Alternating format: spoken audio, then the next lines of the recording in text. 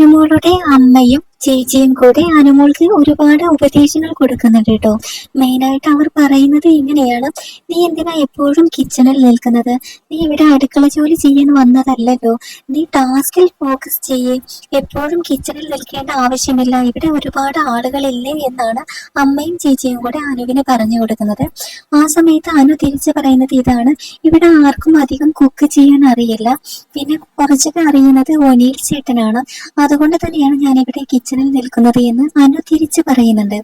പിന്നെ വീണ്ടും ചേച്ചിയൊക്കെ പറഞ്ഞു കൊടുക്കുന്നത് എങ്ങനെയാണ്: നീ ആൾ ബോൾഡാണ്, നിനക്ക് ഒരുപാട് ആരാധകർ പുറത്തുണ്ട്.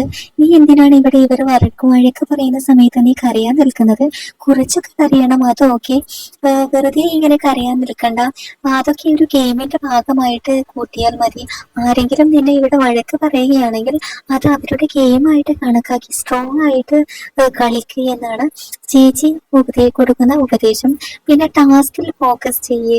എപ്പോഴും ഇങ്ങനെ കിച്ചണിൽ നിൽക്കേണ്ട ആവശ്യമില്ല. ആവശ്യത്തിന് എല്ലാം താൻ മതി എന്നൊക്കെയാണ് ഉപദേശം കൊടുക്കുന്നത് കേട്ടോ. എന്തായാലും നല്ല ഉപദേശമാണ് അമ്മയും ചേച്ചിയും കൊടുത്തിരിക്കുന്നത്.